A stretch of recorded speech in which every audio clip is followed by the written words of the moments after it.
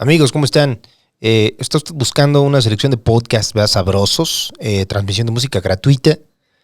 ¿Por qué no conoce usted mejor Amazon Music, verdad? Descargue la aplicación, escúchela gratis en su dispositivo favorito. Tendrá usted acceso a miles de estaciones, una gran cantidad de listas de reproducción populares, más de 10 millones de episodios de podcast, incluido el nuestro, por supuesto. Y personalmente, mire, yo soy un gran fan de la sección de grunge. Claro que sí. No se requiere de tarjeta de crédito, simplemente vaya usted a su tienda de aplicaciones para descargar la aplicación Amazon Music o simplemente pídale a Alexa que reproduzca su podcast favorito en su dispositivo Echo o Fire TV. También pueden dirigirse a amazon.com/TKURL para comenzar a escuchar gratis. Claro que yes.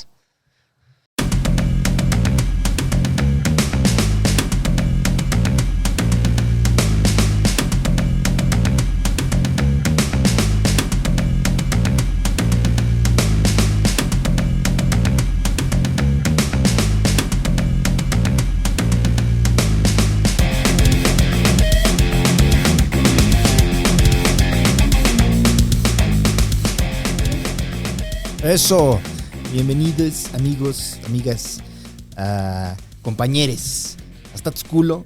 Mi nombre es Carlos Vallarta, comediante, amigo, colega de mi querido Chine, quien nos está prestando en este momento los estudios de Casero Podcast. ¿Cómo estás, mi Chine?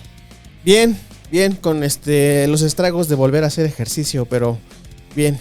Ahí vamos. Muy bien, no importa, tú sigue tus sueños, man, y sigue haciendo ejercicio. Y tenemos un invitadazo el día de hoy, por segunda ocasión en Status Culo, para hablar acerca de un tema de interés internacional. Mi querido Marcel Sanroma, colaborador de La Crónica de hoy en la sección de Internacional. ¿Estoy en lo correcto? Periodista, analista internacional. Así es, bueno, la sección se llama Mundo, pero es básicamente lo mismo. Eso. Y la vez pasada estuvimos hablando al respecto de Israel, cuando se reanudaron las hostilidades entre Israel y Hamas. Y ahorita en este momento estamos con mi querido Marcel por el tema que está muy candente en redes sociales, que es el tema de Afganistán. Más hostilidades. Más hostilidades en Medio Oriente. ¿Qué está pasando, mi querido Marcel, en Afganistán? Platícanos un poco. Mira, yo ya venía preparado para esta pregunta y estaba pensando en dar una respuesta diferente a la que se ha dado en los medios, a la que yo mismo di en un video que grabé en mi Instagram y todo. Yo creo que de alguna manera Afganistán está volviendo a la normalidad de las cosas. Ajá, ya. Es decir, Afganistán ha estado en guerra prácticamente siempre que no ha estado invadido. Claro. Entonces, primero fue por los británicos, después fue por los soviéticos, ahora por los estadounidenses y aliados de la OTAN. Claro. Cuando estos se van, el país tiende a estar en caos y en guerra civil. Entonces, de alguna manera, por duro y raro que parezca, esto es como el estado normal de las cosas en Afganistán. Sí. Desafortunadamente, por ser un lugar que tiene un alto valor geoestratégico porque, bueno, pues está en el paso de rutas comerciales, de contactos entre Oriente y Occidente, con Oriente Medio, varias potencias diferentes, pues es un lugar que siempre tiene pues mucho interés para ser disputado desde el plano internacional y siempre hay, pues toda la serie de facciones internas que también quieren alcanzar el poder y si quieres ya hablamos de eso. Pero bueno, lo que está pasando en la respuesta ortodoxa es que los talibanes han logrado volver al poder después de 20 años, coincidiendo con la retirada de las tropas de Estados Unidos y de los aliados de la OTAN, que a menudo lo olvidamos, pero hay otros países que también han estado ahí. Y bueno, esto es algo que puede sonar nuevo para la gente que obviamente y con todo el derecho no sigue la actualidad internacional así en el día a día, pero es algo que en realidad más o menos ya se veía venir. No solo desde los últimos 2-3 meses, cuando ya se empezaba a hablar de que los talibanes estaban controlando primero que si tantos distritos del país, luego que si sus primeras 2-3 capitales de provincia, luego que ya tomaron Kandahar, luego que es la segunda ciudad del país, y luego ya Kabul, sino que ya desde que Estados Unidos finalizó su misión de combate, o la OTAN finalizó su misión de combate, que fue en 2014, los talibanes empezaron a ganar terreno. Es un grupo fundamentado en el poder rural, entonces su presencia empezó siendo muy rural, de hecho nunca se fue del todo, pero mientras su poder ha estado limitado en el ámbito rural, no ha sido un problema para las fuerzas internacionales o para Estados Unidos. Y a medida que Estados Unidos, la OTAN, pues fueron limitando su participación en la guerra en Afganistán, en operaciones sobre todo de de dos cosas. Una, Ajá. apoyo aéreo, es decir, bombardeos estratégicos, ataques con drones y, por otro lado, apoyo de entrenamiento y material. O sea, una cosa es, ¿no? Digamos que tiene estas dos ramas, en combate, los ataques aéreos sobre todo, y en la otra rama el entrenamiento y el apoyo logístico en este caso en el sentido de aportar material. Estados Unidos, que es algo que también ha terminado haciendo en Siria, y es algo muy típico cuando empieza a retirarse, lo que hace es decir, no vamos a poner soldados de infantería en el terreno para limitar las muertes, nos vamos a dedicar a dar apoyo estratégico. Claro. Pero bueno, claro, evidentemente en el terreno los talibanes son una gente hasta ahora que se han apoderado de todas las armas, todo el equipo de Estados Unidos, eran una gente que no tenían tantos recursos, pero tenían un profundísimo conocimiento del terreno y una convicción ideológica que nadie iguala. Entonces es algo que se veía venir, que se estaba cocinando desde hacía tiempo, pero que evidentemente ha estallado ahora. Claro, el Talibán es una organización que político-militar, religiosa, como de fundamentalista islámica, ¿no? Sí, es todo eso, sí. Y son, no recuerdo en qué año se fundaron precisamente, pero fue posterior a la invasión soviética en Afganistán, y terminan tomando el poder en Afganistán en el 96, creo. Sí. Y luego de ahí en 2001, Estados Unidos invade Afganistán justo porque le daban refugio a grupos terroristas, igual que eran organizaciones extremistas islámicas, como lo era Al-Qaeda. Es correcto. Y un nombre que les sonará a todo el mundo, que es Osama Bin Laden. Osama Bin Laden. Y llegan a Afganistán para buscarlo, no lo encuentran, derrotan al Talibán y se instala un régimen, digamos, pro-gringo, ¿se podría decir? Sí, con un matiz. Hay un momento en el que hay cables diplomáticos que indican que los talibanes hasta se ofrecieron a entregar a Bin Laden a Estados Unidos, y Estados Unidos dijo, no, yo quiero a Bin Laden, pero también te quiero sacar a ti, porque los talibanes eran una parte importante de toda esta red logística de Al-Qaeda, tenían el apoyo directo de los talibanes, y por tanto Estados Unidos decía, no, sí quiero acabar con Bin Laden, pero también quiero sacarte a ti del poder porque eres un patrocinador del terrorismo internacional. Luego, es curioso, y entramos ya de plano en la incisión política, pero es curioso porque Arabia Saudí, que es otro patrocinador del terrorismo internacional, Estados Unidos no le dice lo mismo porque es aliado suyo, porque le vende armas, Estados Unidos le vende armas a Arabia Saudí. De hecho, Osama Bin Laden era saudí. Era saudí, ¿no? Exacto. Sí, Bin Laden era saudí. Todo esto... no sé si quieres hablar de la historia. A donde nos lleve la conversación. Es que es un tema tremendamente complicado, complejo, no sé cómo decir, porque complicado es relativo. O sea, al final es hablar de historia, hablar de cosas y que cada quien pues vaya elaborando como su propia imagen, ¿no? Simón. Los talibanes se fundan, pues efectivamente, creo que exactamente es en el año 94 y llegan al poder en el 96, lo cual te habla de lo rápido que crecen. Claro. Los talibanes étnicamente son pashtun, es una etnia de origen nómada en el sur de Afganistán y en regiones, por ejemplo, en Pakistán también hay pashtunes.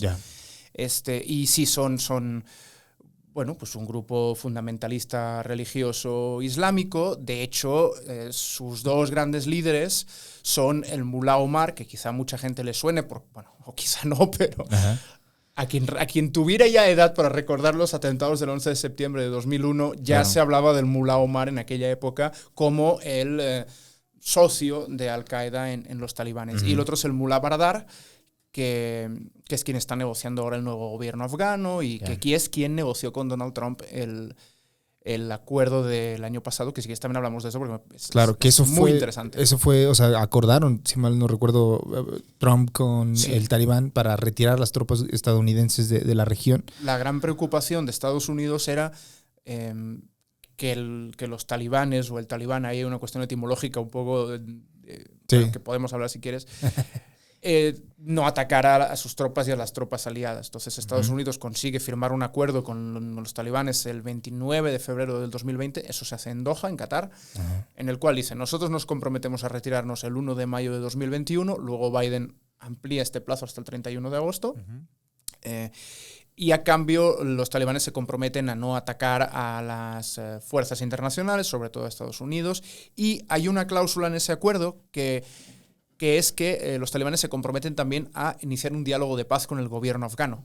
el gobierno que ahora está derrocado. Claro. Ese acuerdo entre Estados Unidos y los talibanes no se firma con el gobierno afgano. Entonces hay gente que dice, hombre, tendrían que haber incluido al gobierno que en ese momento presidía tres firmas, ¿no? Los gringos, el gobierno afgano y Talibán. Y me parece muy razonable, no se hace, pero sí se hace ese inicio de diálogo. Sí hay la foto, creo que la foto es de julio, septiembre del año pasado, en la que se reúnen, ahora no sé si en Dubái o igualmente en Doha, se reúnen delegaciones del gobierno afgano y de los talibanes, y hay la foto de las mesas con unos y otros ahí sentados dialogando. Y bueno, para que veas el interés que tenían los talibanes en cumplir ese acuerdo. Claro. Los talibanes sabían que cuando se fuera a Estados Unidos no necesitaban dialogar con el gobierno afgano. Algo que creo que no sé hasta qué punto sea digno de mencionar, pero sí tiene el impacto mediático de que Estados Unidos tuvo una presencia militar considerable. Sí. Pues básicamente define el inicio del nuevo siglo, del siglo XXI, con la invasión a Afganistán. Y estuvo por 20 años y después se van y no pasa nada. O sea, todo vuelve a la normalidad. Hay como un sentido de, bueno, ¿para qué sirvió todo esto, no? ¿Cuántos soldados gringos murieron? ¿Cuánta gente en Afganistán murió? ¿Cuál fue el objetivo? ¿Se logró algo más allá de una ocupación momentánea o no? Todo valió verga. Bueno, yo creo que aquí hay que separarlo en dos planos, ¿no? Sí. O sea, a nivel geopolítico, como bien dices, al final parece que fue una operación de 20 años. Sí. Estados Unidos llegó a tener 90.000 soldados en Afganistán. Verga, es una barbaridad. Chingo. Cuando logran matar a Bin Laden en Pakistán, en Abbottabad, Obama empieza a retirar tropas. Ahora mismo en el aeropuerto tienen unos 5.000 soldados, decía miércoles el Pentágono. Sí. Y los muertos ahora mismo, soldados estadounidenses muertos no lo tengo en mente ahora, pero creo que con civiles y todo se llega a unos 300.000 muertos en estos 20 años. Evidentemente hay una guerra, entonces... Claro. Pero claro, uno de los problemas es que todos estos ataques estratégicos, quirúrgicos con drones matan civiles. Y ha pasado en Pakistán, ha pasado en Afganistán, y es una de las cosas que refuerza a los talibanes. Es decir, cuando tú... Y ahora me sigo con la otra parte de la pregunta, no lo olvido. Sí. Pero cuando tú empiezas a hacer un operativo en el que lanzas ataques que para ti son quirúrgicos, pero en realidad lo que hacen es matar gente inocente, es muy normal que se genere un resentimiento entre la población. Y así como en las grandes ciudades, y esto entronca con la otra parte de la pregunta, sí se aprecia un progreso de la mano de la llegada de Estados Unidos, en las zonas rurales no, porque muchas veces son zonas que no se desarrollan, que están dominadas por los talibanes y que encima tienen víctimas civiles por ataques con drones por los combates contra los talibanes. Y si no eran zonas que apoyaban a los talibanes, después de los ataques, los son. Claro. Entonces, de ahí surge un poco también el renacimiento del poder talibán a partir de 2015, 2016. Y la otra parte es, bueno, hay una realidad que es que a nivel social hay mucha gente en Afganistán que ha tenido 20 años de desarrollo y de libertad que no hubiera tenido. Claro. Y hablo de libertad individual, no libertad como sociedad, porque esto ya no es un... O sea, si quieres podemos tener el debate del imperialismo, pero no hablo de libertad como sociedad, sino libertad del individuo, de que la mujer de repente puede ir a la universidad, puede trabajar, puede modelar para un salón de belleza, puede... Claro. Y eso que las reglas de que instaura el Talibán en 96 en la nación afgana son pues estrictas en cuanto a su código ético religioso, ¿no? La mujer no puede salir acompañada de hombres, tiene que salir con la burka cubriéndole el rostro, y hay videos muy culeros pues, de talibanes golpeando mujeres, ejecuciones en estadios por faltas pequeñísima. Hombre, piensa que por una falta como pintarse las uñas o maquillarse, en el caso de pintarse las uñas, la falta ya es amputar el dedo. Claro. O sea, pues sí, o sea, no, creo que no hace falta que listemos todas las represiones de los talibanes, pero vaya, sí, en resumen es esto: la mujer está completamente supeditada al hombre, completamente al hombre familiar, al padre, al hermano o al esposo, a nadie más. Si sale a la calle tiene que salir acompañada de uno de estos hombres, tiene que hacerlo tapada hasta los tobillos, no se puede mostrar ni el tobillo, desde la cabeza a los pies, y la burka lo único que deja es una pequeña rejilla de tela donde puede ver, donde van los ojos, para que puedan ver, pero ven a través de una rejilla. Claro. Si ves como la rejilla de este micrófono, pues más o menos. Claro, como esos lentes que venden en el Oxxo, que tienen como... Así como estarás viendo tú ahora mismo, pues yo Sí. creo. Oye, Dime. hay una, o sea, ¿de dónde viene? Bueno, yo no sé, yo Perdón tenía... si la broma no pretendía ser No, no, ofensiva no, con no, las no. mujeres, sobre todo, No, que no, nadie no. me malinterprete, pero pues... Hay una cuestión del... O sea, yo me acuerdo, pues, cuando fueron el ataque de 2001, yo tendría 10, 11 años, una cosa así. De hecho, fue debido a los ataques del 11 de septiembre que yo conocí que había un país llamado Afganistán, Ujú. ¿no? Y si entran estas personas al poder en el 96, lo que yo no comprendo es si las reglas eran tan estrictas, ¿de dónde viene el apoyo popular para que el talibán se mantenga en el poder por 5 años? ¿Se mantienen a base de la fuerza? ¿Hay un apoyo popular de parte de la gente? ¿O simplemente es yo vengo, controlo los principales los principales puntos del gobierno para poder controlar a la población? ¿O si hay un apoyo de parte de la gente? Hay un apoyo sobre todo en zonas rurales y sobre todo en el sur. El feudo de los talibanes es Kandahar. Yeah. Es la segunda mayor ciudad del país y está situada en el sur-sureste de Afganistán. Toda esa es la zona de origen de los pashtunes y por razones étnicas, por razones religiosas tienen apoyo. No olvidemos, y esto pues me sirve para mencionar también la parte histórica, Sí. cuando el gobierno satélite comunista y luego realmente comunista de Afganistán empieza a implantar un sistema laico, que permite esas imágenes que se han visto en redes sociales de las mujeres sin velo, con su carpeta y su prácticamente falda corta o minifalda en la universidad. Esas fotos que se han visto son del año 78-79. Los comunistas afganos laicos redactan una nueva constitución que declara al hombre y a la mujer igual, que permite que las mujeres estudien, trabajen libremente, crea un estándar social mucho más occidental, y eso genera un enorme rechazo en buena parte de la sociedad conservadora de Afganistán, que era y es profundamente islámica, que cree en la Sharia, la ley islámica, que luego... La Sharia tiene muchas interpretaciones y no toda la Sharia es amputar dedos y obligar a usar burka, que conste. Es la interpretación de los talibanes, o lo era en el 96. Depende del grupo que esté a favor de la Sharia. Sí, no, porque... La interpretación que le den. Si no recuerdo mal, Malasia ha tenido una presidenta y es un país musulmán. Sí. Sí, también hay que entender que hay diferencias. Bueno, entonces eso genera una reacción popular que es la que crea el fundamento de lo que luego sería el terrorismo internacional.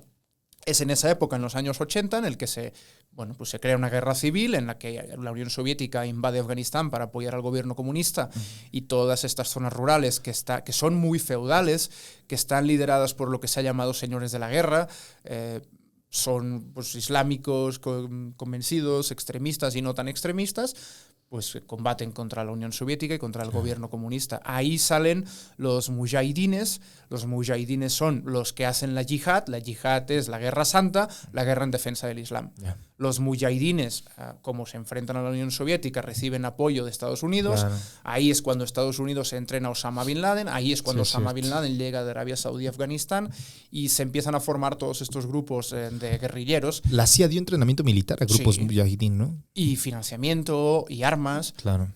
porque convirtió a Afganistán en un tablero de guerra fría, en el que la guerra subyacente era Estados Unidos-Rusia, Claro. la Unión Soviética en aquel momento, Washington-Moscú, podemos decirlo así, Ajá. y se apoyaba a los mujahidines, que en Estados Unidos se les llamaba a los freedom fighters, ¿no? Los luchadores por la libertad. Claro. Creo que hay una película de Rambo. Sí, pues es su aliado. Que es aliado de los mujahidines. Sí. Y los mujahidines son los buenos. Claro. Estos mismos mujahidines, cuando cae el gobierno, cuando termina la guerra, la Unión Soviética se retira en el 89, siguen luchando contra el gobierno se sostiene 3 años más. Cuando a finales del 91 cae la Unión Soviética, el gobierno afgano termina cayendo unos meses después, y ahí se inicia una guerra civil entre facciones mujahidines, y ahí es donde surgen los talibanes y llegan al poder en el 96. Son los Ese que es todo dan- el contexto. Claro, son los que dan refugio a Al Qaeda por similitudes ideológicas, Sí, me imagino. O sea, te inician son los ataques de 2001. llega a Estados Unidos. Si mal no entiendo o recuerdo, el régimen talibán cae meses después, muy rápido. Cae ¿no? muy rápido, sí. De ahí es cuando pasan a Irak, a la invasión de Irak y de la zona del Medio Oriente. Lo de Irak es una cosa absolutamente increíble que yo creo que daría para otro podcast entero, porque para que la gente recuerde, ¿no? Saddam Hussein, la invasión de Irak se hizo no al mismo momento, pero se empezó a planear al mismo momento. Sí. Afganistán se invade en octubre de 2001, Irak se invade en marzo de 2003. Pero hay un año y medio en el que se está debatiendo y se empieza a cuajar esa idea que... Toda la explicación de esto lo intento hacer rápido, pero era que como los talibanes eran un gobierno con todas las de la ley, implantaron lo mismo que han implantado ahora, que es el Emirato Islámico de Afganistán. Ese es el nombre oficial y lo era entonces. Con la misma bandera, que es una bandera blanca, con la inscripción, unas letras que son la Shahada, que vienen a decir algo así como el Islam es la única fe y Alá es mi único Dios. Esa es la profesión de fe. Eso es lo que tiene la bandera blanca de los talibanes. Y, ay, perdón, se me fue un poco. No te parece. Es que intento hacer incisiones porque hay muchas cosas o sea, y me parece muy interesante. ¿Será que debido a la naturaleza del régimen talibán, Estados Unidos empieza a voltear a otros regímenes que son lógicamente similares? Que son más identificables. Los talibanes eran gobierno, pero eran un grupo, pues eso, de milicianos, no habían... O sea, sí había dos cabezas claras, que eran el Mullah Omar y el Mullah Baradar, pero era gente... capaz de esfumarse y esconderse en las cuevas de las montañas, como hizo Bin Laden durante 10 años. Sí. Y era difícil, ¿no? Entonces, lo que hace Estados Unidos es buscar una cabeza de turco, un enemigo que pudiera vender un relato. Y ese relato lo podía vender Saddam Hussein. Saddam Hussein es un dictador que lo era, un personaje sanguinario y brutal que lo era. Entonces, vamos a... liberar al pueblo de Irak de Saddam Hussein con la excusa de que Saddam Hussein tiene armas de destrucción masiva y las va a usar para apoyar a Al-Qaeda y para hacer más atentados. Esa era la excusa. La realidad es que Saddam Hussein no tenía armas de destrucción masiva. No tenía armas nucleares ni nada que se le pareciera. Pero como Saddam Hussein había usado armas químicas en la guerra Irán-Irak de los años 80, esa excusa de las armas químicas... guerra biológica, armas de destrucción masiva, se hizo esa asociación, pero no las tenía, no era verdad. Fue todo una ficción con el objetivo básicamente de apoderarse del petróleo de Irak. Se posicionan estratégicamente en la región porque si en verdad fuera la narrativa que ellos clamaban en ese entonces, hubieran entonces expandido la misión a varios países, porque... Recuerdo que en ese entonces... Si el argumento es luchar contra el terrorismo internacional, hubieran invadido Arabia Saudí. Hubieran invadido Libia en ese entonces, que si mal no recuerdo, en ese momento Gaddafi se pone del lado de Estados Unidos y les proporciona información. Bueno, Gaddafi era amigo de Occidente. Gaddafi tiene fotos con todos los líderes occidentales del año 70 y tantos al 2010. Pero también tenía un pasado de albergar un montón de terroristas en los 70, en los 80, Gaddafi, y no se volvió a verlo en ese entonces. De la afiliación... pro-soviética, en ese caso. Pero sí. Y, lo que sucede... Me hablabas de esto de, ¿cómo puede ser? ¿Tenían tanto apoyo popular o cómo cayó tan rápido? ¿Cómo ha caído ahora tan rápido? Yo leía un análisis, creo que era de la CNN, que explicaba que hay una cuestión cultural también, que es que hay ese sentido de la oportunidad, ese sentido también de la supervivencia, de decir, a ver, ¿cuál es el final inevitable de esto? Cuando Estados Unidos llega en 2001, muchos talibanes se dan cuenta de que no pueden competir, de que todo esto, su gobierno va a caer rápido y por tanto deciden decir, ser pragmáticos, ¿no? Si esto va a acabar, ¿para qué alargar un sufrimiento de 9 meses o de un año? Mejor me retiro ya. Se dice que entregaron sus turbantes y algunos se pasaron a lo que luego fue el ejército afgano. Eso que pasó entonces parece ser que es lo mismo que ha pasado ahora. ¿Cómo puede ser que los talibanes tomaran Kabul sin disparar prácticamente un solo tiro? Claro. Bueno, pues porque mucha gente se dio cuenta de que esto era absolutamente inevitable y dijo, ¿sabes qué? ¿Para qué sufrir? ¿Para qué morir? Mejor me retiro, me huyo. Ahora hay una región que intenta resistir, que es la de Panjshir, que está en el norte de Kabul. Me retiro para allá o entrego mis armas o directamente digo, hola talibanes, quiero ser talibán, estoy a su disposición. Claro. Y ya está. Esa es la explicación que yo encontré de por qué todo fue tan rápido entonces y por qué ha ido tan rápido ahora. O sea, cuando llegan los gringos a Afganistán inician, o sea, el régimen cae relativamente rápido y se tardan 10 años en encontrar a Bin Laden, y sorpresivamente, después de una presencia militar de 20 años, el talibán sigue vivo de cierto modo y tiene una presencia militar y un poderío militar, sí, igual y no al mismo nivel que los gringos previo a que salieran del territorio, pero sí tenían un poderío militar que les permitía hacer la guerra en Afganistán en diferentes provincias. ¿Hasta qué punto el país vecino, que es Pakistán, tuvo que ver en proteger tanto a Bin Laden como a varios miembros del talibán y permitir que sobreviviera ese movimiento por 20 años? Bueno, esa es una pregunta muy interesante porque nunca ha estado como del todo claro. Pakistán ha colaborado con Estados Unidos desde hace 10 años más en luchar contra el terrorismo. Los talibanes tienen presencia en Pakistán. Sí. Los talibanes son quien le disparan a Malala en 2012 en Pakistán. No es tan fácil. Es decir, si Estados Unidos no ha podido acabar con los talibanes en Afganistán, tampoco Pakistán tiene la capacidad de hacerlo. Pero resulta que también es verdad que el actual gobierno de Pakistán, del primer ministro Imran Khan, fue el primero en reconocer el gobierno talibán y prácticamente en felicitarlo. Es decir, hay una línea bastante difuminada en el rol de Pakistán en todo esto, en el que formalmente es aliado de Estados Unidos, pero sobre todo en su momento sí estaba también más o menos dando refugio. Por eso Bin Laden se pudo esconder en Abbottabad. A él lo mataron. A Bin Laden lo matan en Pakistán, en Abbottabad. Y siempre hubo como hubo como parte del gobierno pakistaní que decían, no, pero... Supuestamente no sabía nada. Claro. Eso se debe más como a una compatibilidad ideológica con el movimiento. Incluso étnicas, muchos son pashtunes como los talibanes. Ideológicamente, por supuesto, son islamistas, sobre todo suníes. Entonces es que hay las dos ramas, los sunitas y los chiitas. Solo hay 4 países de mayoría chiita, entonces sobre todo Irán. Sí. Irán, Líbano, Azerbaiyán y bueno, es igual, no es el tema ahora también. Pero sobre todo... Irak. Pasa que Irak por muy poquito. Irak es donde son las peregrinaciones de los chiitas, ¿no? Cuando son las celebraciones de sus festividades religiosas. Sí. Una pregunta que creo que a la gente y también la verdad a mí me importa mucho saber. Las imágenes más fuertes, pues que creo que todos hemos visto, o espero que algunos hayan visto, son las de los aviones o la gente entrando al aeropuerto en Kabul, intentando salir del territorio. Sí. Se cuelgan los aviones. ¿Esto se debe al miedo o al recuerdo de cómo fue el régimen previo a la llegada de los estadounidenses? Sí, claro. Y sí. ¿Tú crees, o sea, bueno, los talibanes han dicho cómo va a ser su gobierno nuevo una vez que ya ahorita tienen el poder? El problema es que lo que los talibanes dicen luego no es necesariamente lo que hacen. Entonces, los talibanes han dicho... no, ahora los talibanes usan Twitter y tienen números de WhatsApp para que la gente los contacte. Claro. Y andan muy seditas, ¿no? Dijeron que iba a haber amnistía con la gente. Exacto. Y que no iba a haber problemas. Dijeron, ¿no? Gobierno inclusivo. Dentro de la ley islámica. Entonces es un poco... somos aliados, dicen. No somos aliados, somos otro talibán. Digamos que no esperes mujeres en el gobierno talibán. Pero de momento es verdad que después de 12 días, 13 días...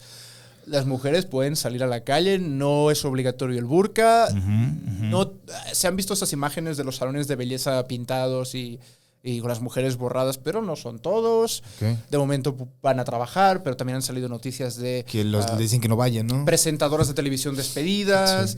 Sí. Entonces... Por ejemplo, todo esto de la amnistía, también han salido ya múltiples reportes de los talibanes yendo puerta por puerta a identificar cuanto menos, usted colaboró con las fuerzas occidentales, porque ese es uno de los grandes miedos. Claro. Todas estas evacuaciones no solo de estadounidenses en el aeropuerto de Kabul, sino de decenas de miles de civiles afganos responden a esto, a gente que trabajó como traductora, como chofer, como fixer. Te consigue y te ayuda a cosas. Sí. Sobre todo traductores del ejército, etcétera. Pero eso, hasta el chofer, toda esa gente que trabajó de un modo u otro para las fuerzas occidentales, yo que sé, hasta el plomero que fue a arreglar una llave de la base militar, claro. Toda esta gente está amenazada por los talibanes. Sí. De hecho, ya ha habido un par de casos de traductores que los han asesinado. ya desde mayo. Recuerdo un caso que salió, se conoció creo que en junio, de un traductor que estaba yendo a visitar a su madre al sur de Kabul, lo encontró un retén talibán y le intentó huir, le dispararon, luego lo sacaron del coche y lo degollaron. Entonces, una cosa es la que dicen, otra cosa es vamos a ver qué hacen. Claro, tienes razón. De momento, parece que mantienen una mínima imagen de tolerancia, pero cuando se marche a Estados Unidos, vamos a ver. Claro. Entonces, yo no les creo nada, sinceramente. Me gustaría creerles porque obviamente es un grupo extremista o que implantó en su día un régimen brutal, pero bueno, pensando en la gente de allá, me gustaría creer que han cambiado y ellos han dicho, hemos cambiado, somos diferentes, no somos como éramos hace 20 años. Es como el nuevo PRI, que dijo que cambió. Mira, me parece una comparación muy interesante. Vamos a dejarlo así. Hay el presidente afgano es Ashraf Ghani. Era Ashraf Ghani. Y recuerdo que el güey salía pues prácticamente todos los días en televisión a decir tranquilos, estamos defendiendo la democracia en Afganistán. Y luego un día de repente, ¡pum!, ya se había desaparecido el hijo de puta. ¿Saben dónde está ahorita? ¿Se fugó? Sí, está en Emiratos Árabes. Ya salió ya desde hace unos días. Pero nunca le dijo a nadie que se iba a ir, se escapó. Hombre, se escapó como una hora antes de que entraran los talibanes. O sea, yo sinceramente no lo culpo. Claro. Yo en lo personal no lo culpo. Sí. Otra cosa es aquella idea de que el capitán es el último que te ve saltar del barco, pero tú sabes que van a ir a por ti, entonces tampoco. Es ok. Pero la postura de Biden ha sido también un poquito medio valeverguista de decir, mira, yo no inicié este pedo. Yo voy a sacar a estos gringos del territorio porque están en peligro vidas estadounidenses y mi trabajo es terminar con la guerra. Y han habido artículos en los que personas recuerdan pláticas con Biden previo a ser presidente en el que al hablar al respecto de la situación en Afganistán, Biden decía, vale verga, lo que pasa en Afganistán después, lo que importa son las vidas estadounidenses. Sí. Se le ha reclamado mucho a nivel internacional, pero como una política doméstica, ¿cuál es la aceptación en Estados Unidos sobre esta medida que tomó Biden? ¿Hay apoyo? Hay apoyo. Lo que no hay apoyo es en cómo se está haciendo. Lo que pasa es que, efectivamente, como tú bien dices, el problema para Estados Unidos siempre ha sido que la guerra en Afganistán, en el momento en el que se logra matar a Bin Laden, que era esa cabeza visible, claro, ¿no? Del mismo modo que se fue a Irak para buscar algo tangible, ¿no? Esas guerras fantasma no gustan, entonces gusta algo en el que puedas hacer un desfile triunfal, decir que ya lo lograste. Claro. Bush, o sea, ya aterrizó en un portaaviones con una bandera gringa que ponía Mission Accomplished. Sí. Entonces, lo que gusta es esto, no estar persiguiendo fantasmas. Por tanto, del mismo modo que se buscó Saddam, se agarró a Osama Bin Laden como el gran referente del ataque y de la lucha en Afganistán. Entonces, cuando cae Bin Laden, se acaba el apoyo en Estados Unidos, el apoyo interno a la guerra en Afganistán. Así como hay dos presidentes que aumentan tropas y que lo respaldan, que son George Bush hijo y Barack Obama, hay dos presidentes que dicen, ya, se acabó, hay que salir de aquí, porque si tú ves encuestas, había creo que hasta un 70% de apoyo a la retirada. Claro. Se está diciendo, ¿por qué seguimos ahí? Sí. Y esto primero lo comienza Donald Trump y luego lo sigue Joe Biden con un discurso muy parecido. Sí. Trump es quien firma el acuerdo con los talibanes y Biden es quien lo ejecuta. Sí. Lo que está recabando un montón de críticas es cómo se está haciendo esto. El problema es que no está muy claro que se pudiera haber hecho de otra manera. Y te pondré un ejemplo. Me hablabas de Ghani. Ghani visita la Casa Blanca el 25 de junio y una de las cosas que le dice a Biden es aguántate tantito, no empieces a evacuar ya porque vas a mandar un mensaje de que no confías nada en mi gobierno y puedes acelerar todo este problema. Y Biden le dice, bueno, ok, nuestro plan es este. Estados Unidos tenía además informes de inteligencia, creo que había uno de abril de este año, diciendo que si caía Kabul, lo haría en 18 meses. Y tardó una semana. Tardó 4 desde entonces, no 18. Chinguen a su madre. Y el 8 de julio, Biden dijo públicamente, no va a haber una evacuación caótica, esto no está, Kabul no va a caer. El 8 de julio, Kabul cayó el 16 de agosto. De hecho, las imágenes que tú mencionabas se han recordado mucho con los helicópteros en el aeropuerto, con las imágenes de la retirada de Saigón en Vietnam en 1975. Por mucho que salga el canciller Anthony Blinken diciendo, no, esto no es Saigón, Es Saigón. Es exactamente es lo mismo, igual, ¿no? Es lo mismo. Son 20 años de guerra que no llevaron a nada absolutamente. Es muy parecido. Sí, no, a nivel geopolítico, no, a nivel social, yo insisto en que, bueno, hay gente que ha vivido mucho mejor estos 20 años No, sí. que lo que hubiera hecho con los talibanes, ¿no? Pregúntale a cualquier mujer en Kabul a ver si ha servido de algo o no, pero es verdad que a nivel geopolítico la sensación, como te decía justo al principio, es que esto es la vuelta a la normalidad. Y de hecho, esto, lo del apoyo en Estados Unidos me hace recordar una frase que circula bastante, que dijo algún líder talibán en 2014 o así, en algún momento en que lo encarcelan, se supone, y no sé en qué punto ya es comprobado, que tiene un punto de misticismo, que le dijo a las fuerzas ocupantes: ustedes tienen los relojes, pero nosotros tenemos el tiempo. Claro. Lo que quiere decir es, ustedes se van a cansar de estar aquí. Y es exactamente lo que ha pasado. Que es como cuando se cansen, nosotros volveremos. Es como un verso medio de Arjona, ¿no? Ustedes tienen los relojes, pero nosotros el tiempo. Yo no he escuchado a Arjona, afortunadamente para mí no he escuchado a Arjona, entonces no lo sé, pero te creeré. Manix, de tu vasto conocimiento de Arjona. Muchas gracias. Soy yo un experto en Arjona. Qué bueno que entre los dos hay un experto de Arjona. Bueno, ¿tú crees que pudiéramos echar una zambullida en el pasado y recordar un poco cómo fue el ataque a las Torres Gemelas del 2001? Si quieres. Este tema no me lo he preparado, pero es bastante conocido. Muy conocido, ¿no? Sí. Estamos ante público que es algunos jóvenes, algunos nacieron después, verdad. Cosa que me vuela la cabeza cada vez que lo pienso. Está estupendo. ¿Cuántos años dices que tenías cuando fue lo de las Torres Gemelas? Yo estaba en la primaria, estaba como en quinto. Yo tenía 15 años, güey. Yo 13. 15 años y estaba... la UNAM estaba terminando su huelga. Yo había quedado en la UNAM. Entonces, lo de las Torres Gemelas fue en septiembre. Yo en ese tiempo ya tendría que haber estado en la escuela, pero ese año nosotros entramos a clases hasta noviembre. Entonces estaba trabajando, recuerdo perfectamente que estaba trabajando en una tapicería. Señor. ¿Y viste la noticia ahí? Y en las noticias, preparándome para ir a trabajar, estaba Broso, güey, estaba el mañanero. Sí. Está sucediendo esto en Estados Unidos, no sé qué. Pum. Y en vivo vimos cómo se estrellaban los aviones. Todo el mundo lo vio en vivo. Todo el mundo, yo lo recuerdo, yo tenía 13 años y bueno, yo estaba en Barcelona, que son 7 horas más. O sea, a mí me agarró a la hora de comer.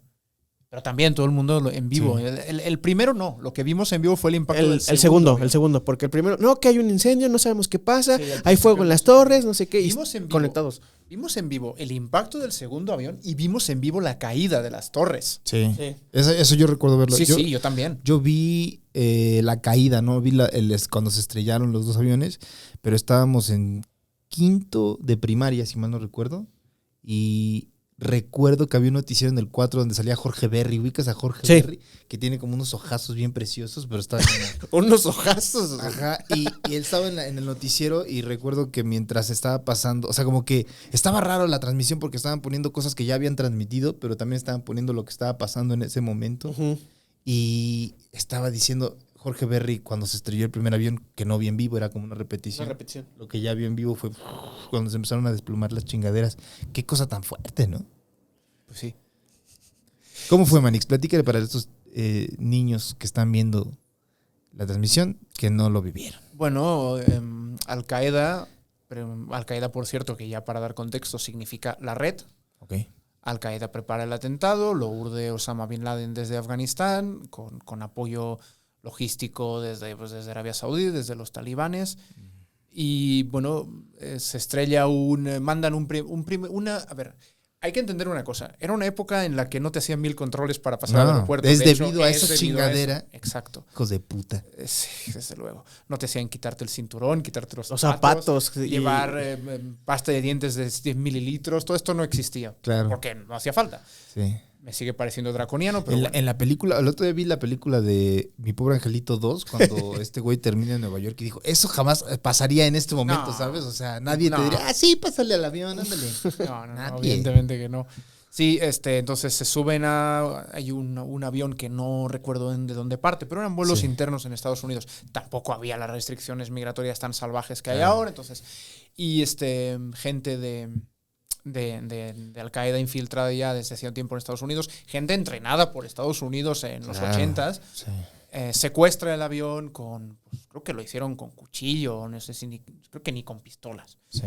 Secuestra, como algo que no había pasado nunca, nadie dijo, no, vámonos todos contra este güey porque si no no puede tomar el control del avión, como era algo que no había pasado. Sí. Nadie tenía esa idea de, no, este güey lo que quiere es...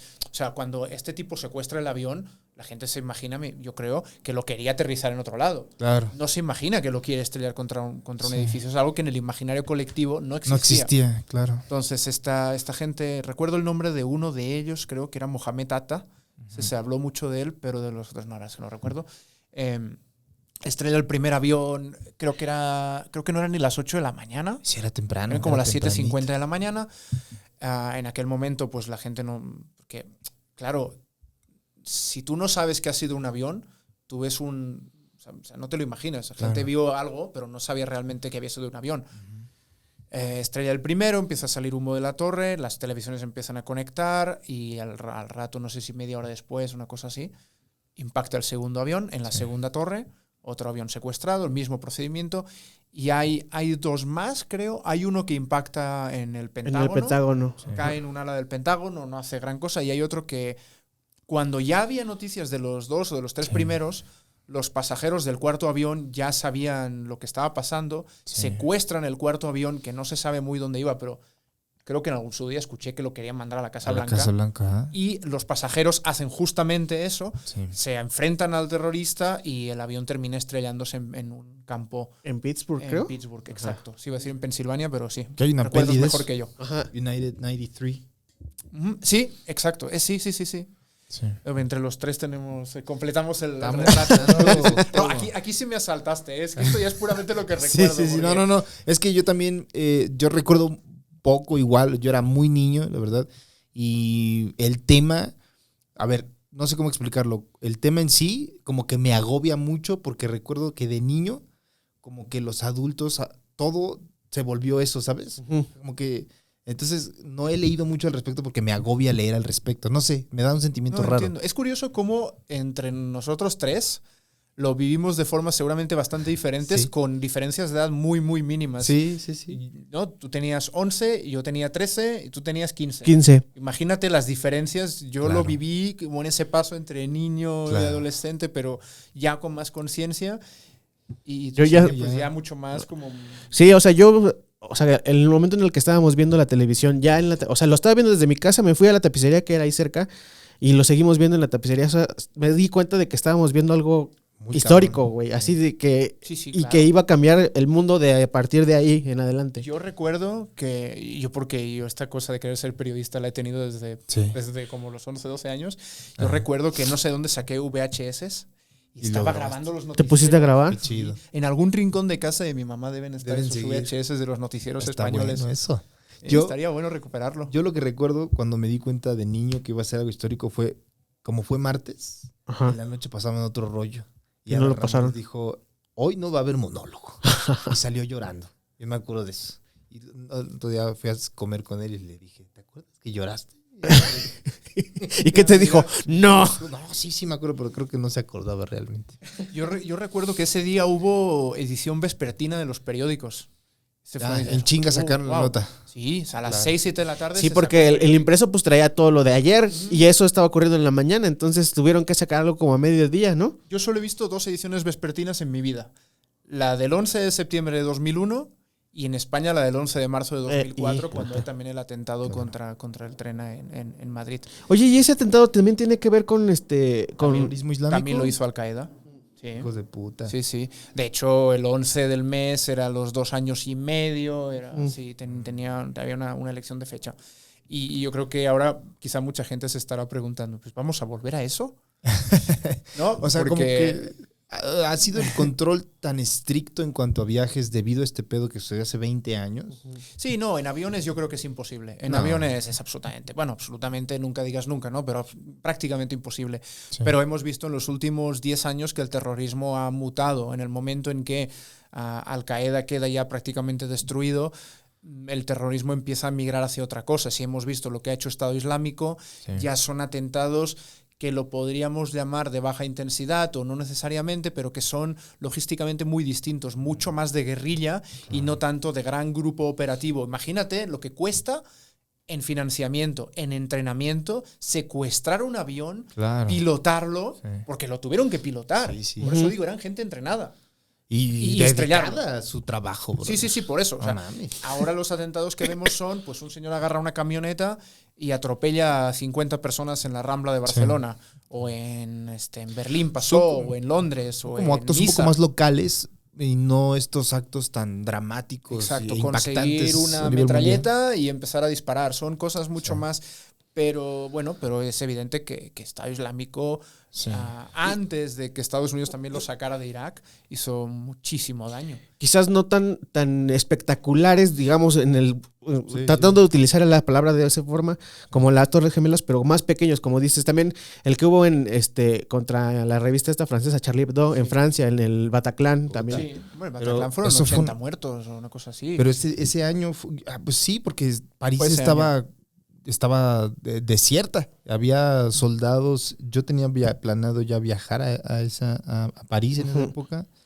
Y el mismo día que viajaba fueron los Yo ataques. fui a París y me regresé un día antes del ataque. Y fue mi cumpleaños, de hecho, 13 de noviembre. Y yo, las aerolíneas te permitían cambiar el vuelo.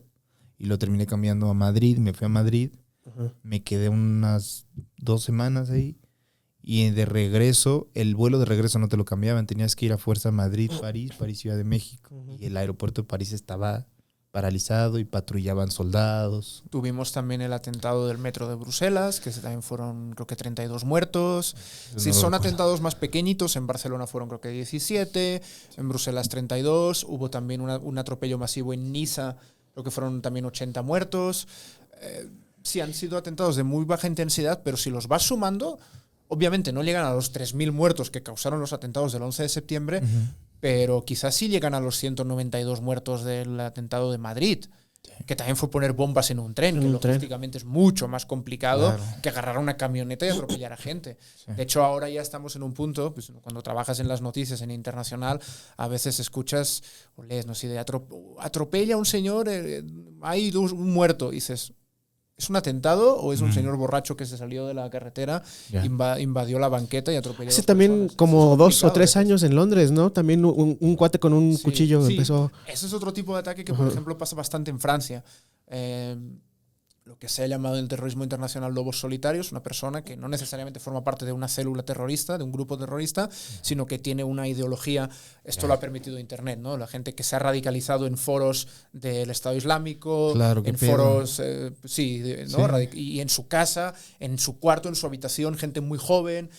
Gente que normalmente forma parte de sectores pues excluidos, sin oportunidades, gente pobre, gente que ve que vive, ¿no? Pasa mucho esto en Europa, en las bolsas de migración, hijos de la migración árabe, no árabe o persa, musulmanes, que llegan ahí y se dan cuenta de que llegan a una sociedad que los rechaza, tanto en la calle como en la escuela, como a nivel de que no hay oportunidades laborales. Y cuando tú tienes 18 años y sientes que toda la sociedad te rechaza, la probabilidad de que busques una identidad en otra cosa es muy alta. Y quizá tú eres una persona que se ha criado en una Francia laica, pero tus padres son musulmanes, y tú llega un punto en que dices, a ver qué es eso de mi padre, empiezo a buscar, termino en un foro de radicalización islámica y termino convenciéndome de que mi identidad, mi misión en la vida es servir a la yihad. Y mi forma es agarrar un cuchillo de la cocina, ir a buscar un policía y clavárselo en el cuello. Aunque no estés oficialmente ligado a esas organizaciones. Para nada. Pero, es un fenómeno complicado. Ha bajado mucho. Sigue habiendo de vez en cuando algún ataque, pero ha bajado mucho. Ha llegado a un punto en que ya es como un nivel tolerable para la sociedad. Queda de vez en cuando un muerto en un ataque con cuchillo en París. Es muy complicado porque al final no vas a paralizar la sociedad por un ataque con cuchillo con 1, 2 o 3 muertos. Pero sigue siendo un ataque terrorista. Sí. Porque su objetivo es este. Es muy complicado. Entonces, ¿ahora qué va a pasar? Yo, en ese video que decía que grabé en mi Instagram, decía que no creía que volviéramos a un escenario de grandes ataques terroristas. Yo no creo que ahora Al-Qaeda resurja con los talibanes. Y no lo creo por una razón muy sencilla. Que si los talibanes han sido suficientemente inteligentes como para, así como en 2001 prohibieron Internet, ahora hacerse cuentas de Twitter y mandar WhatsApps a la gente y yo creo que también serán suficientemente inteligentes para darse cuenta de que si perdieron el poder fue por apoyar el terrorismo internacional y que no les conviene y de que no les interesa, de que su causa es Afganistán, no el mundo. Entonces yo no veo a Al-Qaeda recobrando poder para hacer ataques.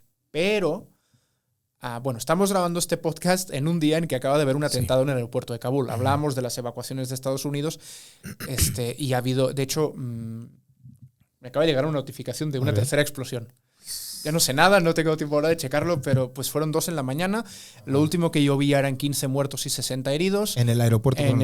Afuera del aeropuerto. Okay. Estados Unidos controla dentro, tiene soldados en el perímetro, pero donde se abarrota la gente es fuera para intentar entrar. Ahí se supone que ha sido un ataque suicida, lo cual, claro, es que es muy fácil. El señor se coloca un cinturón de explosivos, se mete en la multitud y se estalla. Claro. Y al parecer hay también varios soldados estadounidenses muertos en el ataque. Ahora en la tercera explosión no sé nada. Esto no agarra por sorpresa. Ya anoche Estados Unidos envió una alerta urgente a través de su embajada. Claro. Que en el aeropuerto, la embajada que puede... Claro. Esa embajada improvisada en el aeropuerto envió un mensaje diciéndole a la gente, a los estadounidenses, no se acerquen al aeropuerto y si están, váyanse porque hay una amenaza terrorista inminente. Ese ataque terrorista no lo han hecho los talibanes. Los talibanes no tienen ese estilo. Los talibanes tienen el estilo de guerra de guerrillas. Eso sí, un ataque contra un control militar te lo pueden hacer, pero un ataque suicida contra un grupo civil en principio no lo harán. Quien hace estos ataques es el Estado Islámico en Afganistán. No es estrictamente el mismo grupo que el Estado Islámico que todo el mundo conoce, pero está afiliado. El Estado Islámico que todo el mundo conoce es el Estado Islámico de Irak y el Levante, o ISIS, Islamic State of Iraq and Syria. Ese Estado Islámico surge en Irak en 2003 después de la invasión estadounidense. Estados Unidos disuelve el ejército y hay varios generales y líderes militares iraquíes que, enojados, se esconden en el sur del país y ahí crean el Estado Islámico. Imagínate lo que ha hecho Estados Unidos. O sea, al final es su propia... Él mismo ha creado sus propios enemigos, ¿no? Sí, así es. Sí, pues claro. Al final Osama Bin Laden... Sí. En fin, y lo que tenemos en Afganistán es el Estado Islámico del Gran Jorasán, que el Gran Jorasán es una región histórica, así como en el imaginario musulmán, en este caso más árabe, está Al-Ándalus. El Gran Jorasán es una región histórica que comprende buena parte de Asia Central, comprende Afganistán, una parte de Pakistán, por el otro lado buena parte de Irán, Uzbekistán, Tayikistán y Turkmenistán. Ese Estado Islámico a veces se puede poner como siglas ISK, K porque Jorasán en inglés se escribe KH, casi siempre que veas KH, eso se pronuncia J. Entonces es ISK bueno, es igual. Sí. Y ese Estado Islámico está fundado en 2015 por 2 cabecillas talibanes que se desencantan de los talibanes. Son pakistaníes, talibanes pakistaníes, y ahí fundan el Estado Islámico de Gran Jorasán. Aprovechan la coyuntura. Y está afiliado al otro. Para... Sí, entonces, claro. A ver, no es oficial todavía, pero todo el mundo da por hecho que es el Estado Islámico afgano el que ha hecho este atentado. Ya ha tenido presencia los últimos años, desde el 2015 que se funda, empieza a hacer atentados y es enemigo de los talibanes. Los talibanes, de hecho, ha habido, yo recuerdo esto, ¿no? Haciendo noticias de vez en cuando, un atentado en, no sé, es igual, la ciudad que tú quieras de Afganistán o incluso de zonas de Pakistán. No, y estos talibanes dicen, no, yo no he sido. A mí no me miren, yo no hago estas cosas. Entonces cuando dicen, no, es el Estado Islámico. Los talibanes son enemigos del Estado Islámico y también los combaten. Pero la gran pregunta es si los podrán combatir, porque una cosa es no dar apoyo y que con eso baste, como en el caso quizá de Al-Qaeda, y otra cosa es que al Estado Islámico, que sí puede ser un grupo que si ve una oportunidad, ve una brecha de poder, puede intentar ampliar su infraestructura y relanzar ataques terroristas o cuanto menos reforzar las redes en línea que radicalizan gente, ver si los podrá contener. Eso es una cosa que yo creo que está por ver, yo creo que no está tan clara. Me gustaría pensar que sí, no porque simpatice con los talibanes, sino porque yo creo que no es el interés de los talibanes hacer ataques terroristas en el mundo. No lo fue en los 90, lo que hacían era apoyar. Ellos logísticamente se supone que ellos no aportaron terroristas a los ataques. Entonces, no es porque tenga ninguna simpatía con los talibanes, sino porque creo que para el mundo va a ser mejor. Sí. Y creo que es en interés de los talibanes, pero eso es suponiendo que puedan contener al Estado Islámico. O sea, lo que estás diciendo es que es una rama del Estado Islámico. Sí, es una rama del Estado. Es una rama que se crea independientemente y después se asocia al Estado. Pero a pesar Islámico. de que están asociados, tienen objetivos diferentes. Unos buscan digamos, el al-Andalus y el otro, la otra persona que, bueno, el otro estado, digamos, que Sí, dijiste. sí, lo Buscan podrías el decir establecimiento así, sí. de un Estado Islámico en la zona de Jorazán, ¿no? Sí, bueno, a ver, hay un fin común que es el de la yihad, la guerra santa y la expansión del Islam. O sea, eso es general. Ese fundamento ideológico lo comparten, pero sí, el Estado Islámico, que ya se llama el ISIS, ¿no? De Siria y el Levante, o de Siria e Irak. Es el Levante mediterráneo. Eso comprende toda la zona, pues obviamente de Israel, de Líbano, de Siria, lo mismo, ¿no? De Siria, de Jordania. Claro. Y ahí en el Mediterráneo, pues una vez te pones a ir para allá, hombre, pues si teníamos en España. En España, Al-Ándalus, el sur. Ajá. Entonces, sí. Y está más centrado en lo otro, pero bueno, pero en el fondo el fundamento ideológico es el mismo. Estado Islámico tiene otras ramas. Hay un grupo que quizá alguna gente también haya escuchado, que es Boko Haram. Boko Haram es un grupo en Nigeria, ¿no? En Nigeria, en África, sí. En el norte de Nigeria. Boko Haram fueron los que secuestraron huérfanos, ¿no? Las niñas. Estudiantes. Ajá. Sí, no, y lo siguen haciendo. Luego también hay milicias locales que se aprovechan y también lo hacen. Y, bueno, o sea, con finalidades más económicas que ideológicas, pero bueno. Sí, Boko Haram está, no me quiero equivocar, pero creo que surge en el sur de Nigeria, que creo que es la parte musulmana, creo que el norte es cristiano. Pero bueno, entonces, buena parte de sus atentados van también hacia el norte, pero también en el sur. Yeah. Boko Haram, si no me traiciona mi memoria, estaba afiliado a Al-Qaeda. En el momento en que hacia 2013-2014 Estado Islámico empieza a crecer, Boko Haram se desasocia de Al-Qaeda y se afilia al Estado Islámico. Si hay una cosa casi como de conveniencia. Sí. A ver quién está más fuerte.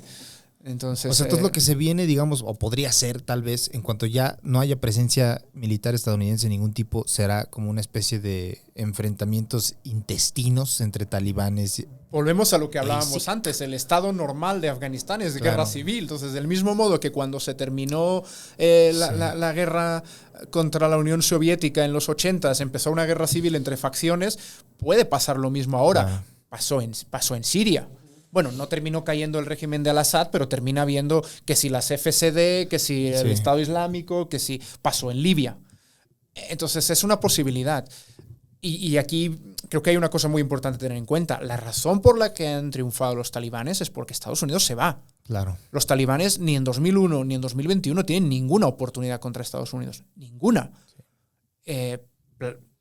Pero claro, sí pueden ganarle al ejército afgano, que tampoco tiene tanto poder y sobre todo probablemente parte de su gente no está tan convencida de lo que hace.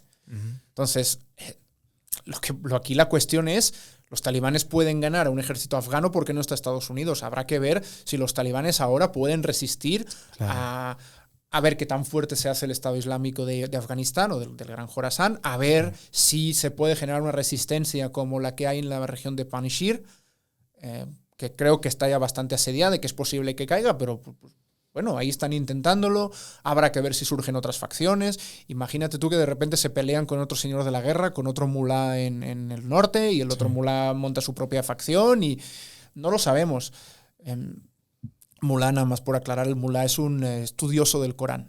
El mulá es un líder religioso, pero como suele pasar en el mundo islámico, la frontera entre lo religioso y lo político, bueno, y también en buena parte históricamente del mundo cristiano, ¿no? Pero esta es una frontera muy desdibujada y el mulá, que se puede considerar mulá cualquiera que sea capaz de recitar el Corán de memoria, pasa a ser también un líder político. Yeah. Por eso ahora escuchamos hablar del mulá Baradar de los talibanes y del mulá Omar, que es el más ideológico. Yeah. ¿Qué va a pasar? No lo sé, pero tenemos varios posibles escenarios. La cuestión es que como en Estados Unidos ya no hay apoyo a ir a Afganistán o a estar en Afganistán, lo que yo no me imagino es un Estados Unidos regresando a Afganistán para quitar al Estado Islámico, para quitar a los talibanes, salvo que la cosa se salga de control. Que esa parte también podría tomarse como una jugada interna, ¿no? Porque digamos, el electorado estadounidense no quiere estar ya, no quiere que se destinen recursos a esa parte del planeta, ¿no? Pues yo creo que más bien no quiere que se envíen a sus ciudadanos a la Pues guerra. es que ¿no? son ya muchas guerras. O sea, piensa que Estados Unidos, ya no te vayas a Vietnam. Estados Unidos ha estado en Afganistán, en Irak, en Libia, en Siria, en Yemen. ¿Con tropas en el terreno o con Granada, Panamá. No, sí, pero yo, o sea, ya me refiero hasta los últimos años. Los últimos 20 años, en este siglo. Hay una guerra civil en Yemen, Estados Unidos ha hecho hasta... Bueno, Trump tuvo un intento de incursión en Yemen que fue un auténtico... no, perdón, me equivoco, fue en Somalia. También en Somalia tiene o tropas en el terreno y si no tropas en el terreno, apoyo logístico, apoyo aéreo... Es decir, la gente dice, pero ¿por qué estamos en todos estos sitios? ¿Por qué estamos en Somalia? Porque en Somalia también hay un grupo terrorista que se llama Al-Shabaab, que también es sunní, satélite de Estado Islámico. Y claro, ¿sabes qué? ¿Por qué estamos en Yemen? Bueno, porque también hay una guerra civil y Estados Unidos es aliado de tal. ¿Y por qué estamos en Siria? ¿Por qué estamos en Libia? ¿Por qué somos los policías del mundo? Claro. O sea, el Estado Islámico tiene como franquicias en diferentes... ¿Se podría decir? No sé si la palabra es franquicias, pero se parece, sí. El Estado Islámico de Naucalpan, mi querido. Así como, ¿dónde está? ¿Qué está haciendo? Tú te ríes, pero nunca se sabe. Así como, ¿sabes cómo lo veo? ¿Sabes cómo hay empresas que sus franquicias son todas iguales? Y luego hay franquicias hay empresas que sus franquicias no son todas iguales. Por ejemplo, la Michoacana. Claro. Entonces, el Estado Islámico es un poco como la Michoacana. Que tiene, claro, ¿no? tiene sí, son todos de tramitar un papel. Todo es la Michoacana, pero hay uno que tiene café, hay otro que tiene terracita, hay otro que vende un helado y otro no. Y como que otros no tramitan unos papeles necesarios, ¿verdad? Como que dicen, bueno, la Michoacana. El detalle burocrático de la Michoacana no me lo conozco, pero yo creo que el detalle burocrático debe ser la paleta de colores. Todas tienen que tener como rosita y la bonita. Bueno, el logo, ¿no? La bonita, la Michoacana. Sí, exacto. Pero y luego, este episodio es así. Sí, pero además, fíjate, también tienes que si la Real Michoacana, que o sea, todos los que no son, pero intentan acercarse, ¿no? Entonces, Al-Shabaab, por ejemplo, quizá no es Estado Islámico, pero se le parece. Entonces, está por ahí. Tiene el mismo fundamento ideológico y tal. Entonces, si alguien sabe cómo es el procedimiento para ¿cómo se llama? Para unirse a la Michoacana, que nos pensé que ibas a pedir para unirse al Estado Islámico. Por favor. Digo, no, hombre, no manches. De la Michoacana, por el amor de Dios, para saber cómo está ese pedo, porque sí hay muchas, justo me llega la duda, porque hay demasiadas. Yo siento que no todas tienen el papeleo, ¿sabes? Como que alguien pone su nevería y dice, va a poner una Michoacana. ¿Quién va a venir? ¿Quién va a venir? ¿El mula me va a venir a decir? quien recite todas las nieves de memoria. Ándale. Mula. Bueno, criticamos brevemente a Biden. No hay tiempo para criticarlo más, ¿verdad? Sí, venga. Pero se le criticó. Sí, no, pues la pregunta aquí es si se puede hacer diferente. Es decir, perdón, porque ahora regresar a la seriedad es muy difícil. No, pero, o sea, es que se pudo haber hecho distinto, no se sabe, pero a fin de cuentas también Biden, pues no fue el que inició la guerra. No. Pero también que chingue a su madre. La reflexión que yo la leí en un artículo de New York Times, digo aquí por citar fuentes, porque yo no soy aquí un semidios que tiene toda la información. No soy ningún mula. No soy ningún mula. Lo que yo leí es, se podría haber hecho diferente, pero no había una manera de hacerlo bien. Porque lo que te decía, ¿no? Fue el expresidente afgano a la Casa Blanca a decir, espérense, porque si no van a dar la imagen de que ya nos van a pelar. Sí. Entonces, si lo hubieran hecho así, si en julio hubieran empezado a evacuar, cuando la fecha formal era el 31 de agosto, es que es verdad, hubieran dado esa imagen de esto ya va a caer, va a haber madres, me voy ya. Entonces, ¿se podría haber hecho? Sí, pero hubiera sido también un desastre. También hubiera generado pánico en la población. Igual lo hubiera acelerado quizá incluso más, porque quizá un soldado afgano que está en Kandahar, en lugar de luchar, hubiera dicho, si los gringos ya se van, ¿yo para qué estoy aquí pegando tiros? Sí. Entonces lo podría haber acelerado todo. No hay una forma ordenada de sacar a 80, 90 mil personas de una ciudad. O sea, realmente era muy difícil. Sí.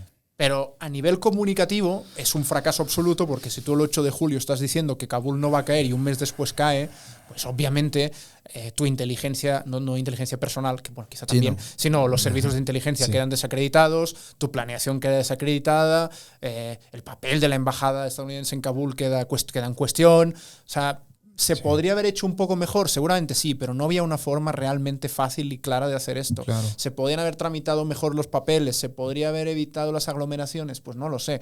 Hombre, sí creo que se podrían haber evitado estas escenas horrorosas de la gente subiéndose al tren de aterrizaje, cayendo. Esto yo creo que sí se podría haber evitado. Sí. Las aglomeraciones yo tengo mis dudas.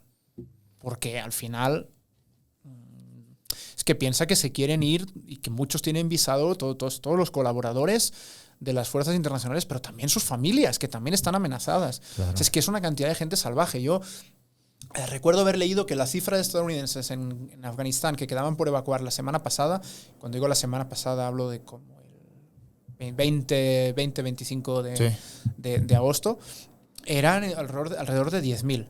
Y los afganos que quedaban por salir eran hasta 80.000, hasta 65.000. Y Estados Unidos ya había evacuado a 15.000 personas. O sea, esto más la gente que han evacuado los otros países, España, Canadá, Alemania, Bélgica, Australia, que son, pues no tantos, ponle que entre todos hayan sido 5.000, pero es que son casi 100.000 personas que hay que sacar de Kabul. Es una locura. Claro. ¿Se podría haber hecho diferente? Sí. ¿Se podría haber hecho mejor? Sí. No lo sé, que cada quien juzgue qué hubiera sido mejor. Sí, o sea, para términos prácticos, pues ya nada pueden hacer. O sea, ya se ahogó la niña. Tapar el pozo sería nada más acciones a futuro, evitar volver a repetir los mismos patrones. Pero en este caso, ¿qué es tapar el pozo? Es que no es tan fácil. Es muy difícil. Pues sí, o sea, yo creo que lo único que pueden medio hacer sería, que nunca lo van a hacer, porque la verdad los gringos tienen esta obsesión con ser el velador del mundo, ¿no? Bueno, que esto nos llevaría a un debate sobre imperialismo que podría durar una hora más. Sí. Porque yo aquí nada más quiero plantear rápidamente qué justifica y qué no justifica. Aquí mucha gente que hasta yo creo que gente que nos vea tendrá el argumento de no, yo soy antiimperialista y por tanto Estados Unidos no debería haber ido a Afganistán. Bueno, entonces no sé cómo estaría ahora Afganistán, pero hay un montón de mujeres que pudieron ir a la escuela, que pudieron trabajar, que no lo hubieran podido hacer. Bien. Entonces, tiene muchos matices. Es muy complicado. Sí, es un debate con muchas aristas, es verdad. Sé que es un cliché, pero es verdad. Que sí. Yo lo discutía con un amigo mío de Barcelona así el otro día por Instagram y me decía, es que esto, es que esto no sé qué. Le digo, bueno, pero ten en cuenta también que yo no es que sea proimperialista, pero yo tampoco me considero antiimperialista, porque yo sí creo que si tú puedes mejorar la vida de la gente, pues, por ejemplo, no sé, Venezuela, pues habrá mucha gente que tendrá su opinión.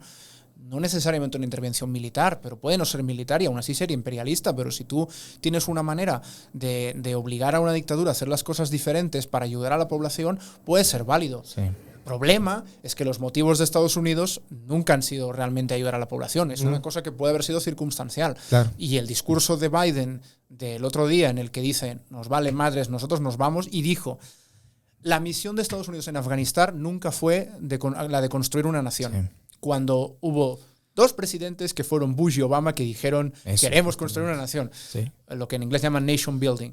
Entonces, para mí el discurso de Biden lo que es la renuncia definitiva de Estados Unidos a ese discurso de que son los garantes de la libertad y la democracia. Porque Biden dijo explícitamente, bueno, no explícitamente, pero implícitamente con su frase, nos vale madres la democracia, nos vale madres la libertad, nosotros no tenemos nada que hacer aquí, nos vamos. Sí. Entonces, cuando dentro de, 10 años o 20 años venga un presidente estadounidense y diga la libertad, la democracia, ¿no? Aquello, no sé si era la de Irak o la de Afganistán, Operación Libertad Duradera. Uh-huh. Creo que la de Irak. La de Irak, ¿verdad? Uh-huh. Creo que sí, o era Tormenta del Desierto. No, Tormenta del Desierto de Irak. Era Irak. Ajá. Libertad Duradera era la de Afganistán. Pues cuando te vengan a hablar de la Operación Libertad Permanente, les dirás, a mí no me engañas. Sí. O sea, este discurso se cae completamente con esto de Afganistán. Y por eso yo creo que va a ser histórico. Y por eso hay que criticar a Biden, porque Biden puede dar muchos argumentos para salir. Pero el discurso de, me da igual, nosotros nos vamos, nuestro propósito nunca fue ayudar al país, pues espérame. Y por eso, bueno, yo creo que a pesar de que lo de la evacuación era muy difícil, yo no veo, o sea, yo creo que es muy probable que el mandato de Biden tenga una gran mancha que sea esta. Pues sí. Yo creo que así va a ser su Ayotzinapa, claro, por decirlo de alguna manera. Pues es como o sea, sí tienes obviamente tu ideología como personaje. Sí, no, y como yo respeto a quien individuo. que no comparte esta idea de que puede valer la pena entrar en un país. No, yo lo digo por Biden, como persona, claro, como personaje, claro. como ser humano que tiene todo el derecho a tener sus propias visiones y su propia ideología y la política. gente lo ha votado para eso. Pues, pero también es cierto que estás ocupando una oficina de gobierno que ha tenido una característica a lo largo de los años que es, si alguien ya te metió en el pedo de Afganistán como presidente, otro presidente previo a ti, una cosa es la decisión que tú tomas personalmente de decir, a mí no me interesa esto, yo no quiero que haya gringos en Afganistán, y otra cosa es lo que tu oficina de presidente... Cómo lo haces y cómo lo explicas. Exactamente, lo que ha hecho, cuál es su deber, entre comillas, ¿no? Sí. No, de hecho, Biden dijo en la frase esta, yo no voy a ser el presidente que le deje a otro presidente este problema. Dijo, vamos 4 presidentes, 2 demócratas y 2 republicanos, y aquí seguimos. Yo no quiero que haya un quinto presidente. Y me parece muy legítimo. Sí, también. El problema es, si nunca se planeó realmente qué pasaría en Afganistán cuando se fueran, yo creo que viendo el fracaso de los servicios de inteligencia a la hora de prever el ascenso talibán, es cuestionable si realmente hubo un trabajo de conocimiento del terreno, de prever escenarios, de hacer planes de contingencia o no. Entonces ahí, a pesar de que no era fácil hacer esto, o sea, era una patata caliente, no sé si aquí se dice esto, en España se dice lo de la patata caliente, había mejores formas de resolverlo. Pues sí. Eso sí será una mancha. Manix, pues muchísimas gracias, Marcel, por acompañarnos a Status Culo. Apreciamos mucho tu presencia, Manix. A ti y a Chine por la invitación. Es un placerzote y el nuestro. Desafortunadamente para ustedes, si quieren, el mundo va a seguir dando desgracias para hablar. Yo me temo que no va a mejorar todo. Entonces, aquí te estaremos teniendo en un futuro, Manix. Pero ojalá y no sé si. Pero sí, igual. Y si no, vienes a hablar de gatitos, Manix. Sí, por favor. Un saludo al gazpacho. Eso, por ahí anda, mira. Mira, ahí está. Hoy no lo vi. Sí. Está bien, jetón. Bueno, pues calientito ahí en la compu. Pues sí. Un día hablamos de gatos, si quieres. Claro. Venga, Manix. Muchas gracias por acompañarnos, Chino. Muchísimas gracias, Manix. Nos vemos en la próxima.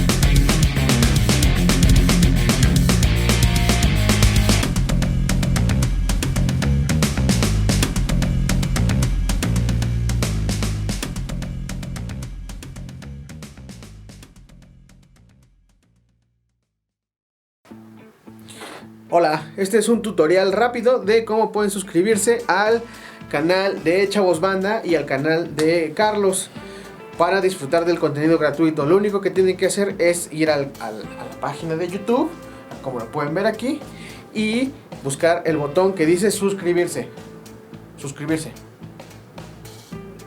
Con ese, si dan clic ahí, lo que va a pasar es que se van a suscribir al canal, van a estar en una lista y les van a llegar los avisos de cada vez que metemos un material nuevo. Pero si ustedes están interesados, esto es en el asunto tanto en el canal de Carlos como en el canal de Chavos Banda. Pero si ustedes están interesados en el contenido que generamos exclusivamente para los suscriptores que pagan, tienen que darle clic aquí en donde dice unirse. La gente que le dé clic ahí va a pagar una módica cantidad de, no me acuerdo, creo que son 50 pesos, no estoy bien, no recuerdo bien. Entonces, si le dan clic ahí, van a poder disfrutar de todo el contenido nuevo que estamos generando para los exclusivos, como es el Status Culo Platino, como es Duques y Campesinos. La nueva temporada de Duques y Campesinos va a estar aquí. Y hay algunas cosas que vamos sacando en el canal de Carlos Vallarta. El canal de Carlos es el único que por el momento tiene posibilidad de suscripción de manera monetaria, pues dinerito. Y cuando se suscriban, lo que hacen es ayudarnos a comprar más cámaras como las que estamos utilizando ahorita, comprar luces, comprar un green screen para que poder hacer cosas así chingonas como las que están pasando aquí atrás. Y pues nada, Gracias por suscribirse, gracias por unirse a el canal más incongruente del YouTube y nos vemos pronto. Únanse o suscríbanse. De preferencia, únanse.